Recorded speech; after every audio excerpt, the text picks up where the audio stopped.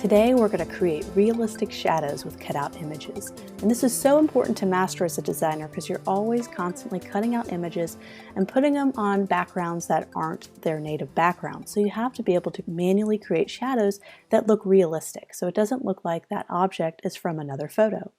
So I just opened up a plain document, and rarely do you see a photo on top of a stark white background. So we're just going to create a really subtle gray background.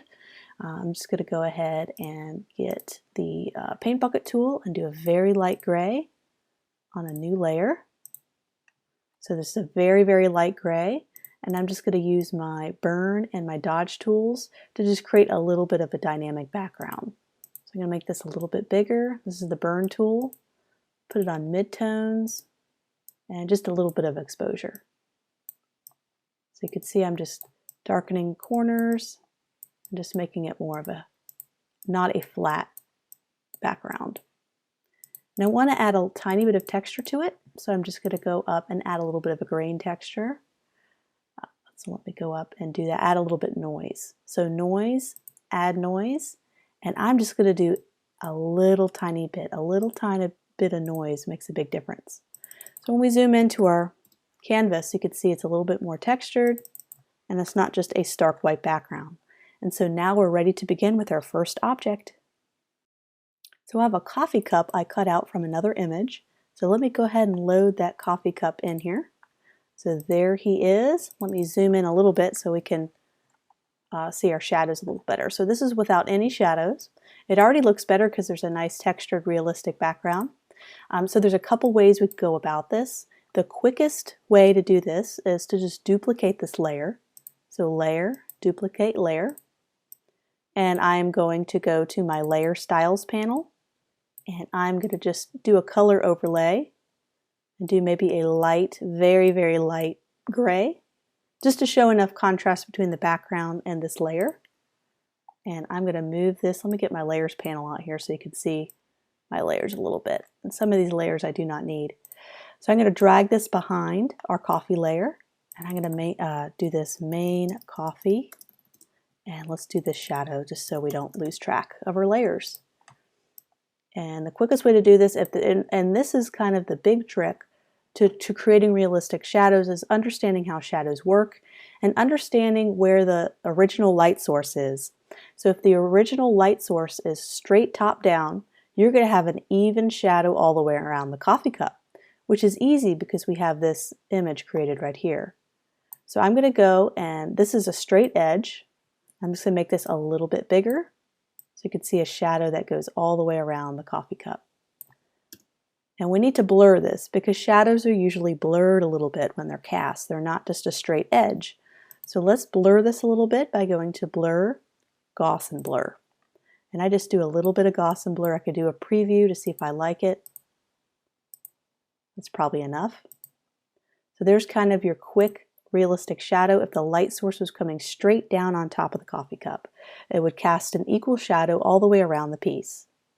But one of my favorite things to do to make it even more realistic, and we can actually darken that that shadow just a little bit. You don't want it so light that you can't even make out the shadow. So maybe like that. But I like to manually create shadows with using the paintbrush tool and the eraser tool to kind of create and craft my own custom shadow. So let's play around with a couple of different light sources so that we can see how we can manipulate this a little bit and create a custom shadow. So I'm going to create a brand new layer, and this is going to be our shadow layer. And I'm going to go ahead and delete the old shadow layer that we had. So I have our shadow layer right here. We probably don't need some of these layers, so we can delete that.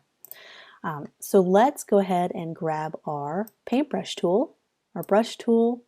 And I'm going to get the soft feathered brush, so you can pick any of the feathered ones. This is the straight edge and this is the feather. The feather has a more realistic look for shadows. Right now I'm doing 100% opacity, and I can change my brush color. Let's do a dark gray, just so we can really make out our shadow. It's not going to stay that dark gray, but we can at least see it. So let's begin to draw. Let's pretend the light source is coming a little bit from this side. And so it's going to cast a shadow down here. So the shadow is going to be the opposite of your light source. So let's go ahead and just draw, and let's go ahead and move this behind our coffee cup. And let's create where we think the shadows will be. We can always use the eraser tool. And I like to do a little bit of the edges around it, kind of gives it more dimension.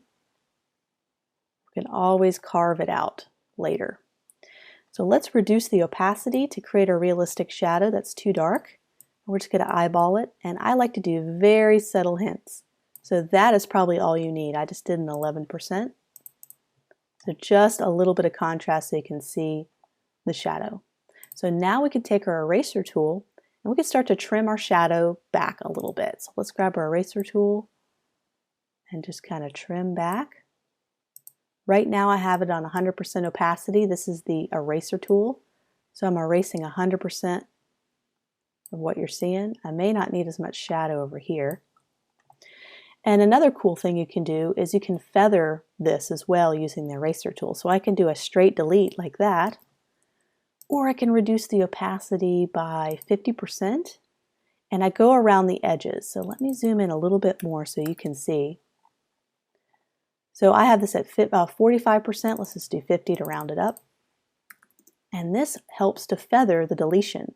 So it'll just delete the outside of it. And this makes the drop shadow look more feathered and blended. And I might need to edit this cup because this color is kind of disappearing. This little, the white cream and the dark background there, I can't really see that. So I'm taking the coffee cup. Let me grab my burn tool. Let me make it a much smaller brush than that. Let me just add a little bit of, I might need to change it to highlights. I'm just adding a little bit of shadow there. Okay, so let's zoom back out. Zoom back in. Okay, so that is one way to create a shadow. And what's great about this is our shadow layer. I'm going to take our brush tool and modify it again. So let me grab our brush tool right up here. I'm just going to paint a little bit. Maybe I just need a little bit more over here. Take our eraser tool. Just continue to play around with where you think the shadow would drop. So maybe it doesn't need to have any shadows over here. You know, the light source could be coming from this direction. Or I could just have a little shadow, so I can do a 50% erase and just kind of still keep a tiny bit of gray there. Just going back, maybe adding a deeper shadow. Maybe it's casting, maybe the angle of the sun is lower on the horizon and it's casting a much longer, deeper shadow. That's a possibility. And so we need to probably get our 100% eraser tool. Maybe make our brush bigger. It'll have a more feathered, softer erase. Just like that. So let's try a different angle. So let's assume the light source is coming from this direction. So I'm just going to create a new layer. I'm going to grab our brush tool. I'm going to do the same thing. The handle is not going to cast a shadow, I don't believe, or maybe it could right down here. But maybe it's evening and it's casting a big wide shadow. I could probably just make the brush bigger and make that a little smoother. And it's going to be, this is a pretty nice circular shape, so it's going to cast a shadow that's nice and circular too. And let's go ahead and delete. Let's not do anything with the handle right now. And maybe the handle, maybe you see it right here come out. It's casting down. The light source is coming from this direction. So let's reduce the opacity on this just a little bit, maybe even a little more. And let's feather this a little bit. So let's I have the eraser tool on 50%. I'm just going around the outer edge to delete just a little bit around it. Oops, I'm doing the wrong layer, aren't I? Let's go back in my history. Let's do my shadow layer. There we go. Just blending it, making it softer and smooth. So look how subtle that shadow is. We could even make it a little bit more apparent, just like this. And maybe that handle doesn't seem quite right, so I'm just going to delete a little bit of that and redraw it. So this is very simple to to test and manipulate your shadows. And maybe it casts right there. And let's get the eraser tool and kind of fade it a little bit. So there's kind of a pretty realistic shadow. We can go back, create a new layer, and I'm just going to maybe do a really deep shadow at the beginning of that. Come back with the eraser tool, soften it. And so you see how we're creating layers with the shadows. There's a dark layer, and as you move out it gets softer and more feathered. So let's screen this back a little bit. So that makes it even more realistic in my opinion. And you'll notice the little waves in this cup too. So if you really wanted to get detailed, I can take this layer, the darker layer we just did, make a small brush, make it 100% opacity, and you can actually cut out little grooves to make it look like the waves are being cut out. But these are very subtle, so I don't think I need to do too much. Just a little bit of, if you're talking about trying to be as realistic as possible. So there we go. That's pretty good shadow. I could probably feather this and do more details, but just for the sake of time, kind of showing you some basics here of shadows. I think we're pretty good. Let me toggle my layer. I got 2 shadow layers. There we go. That looks a little better. Let me go back.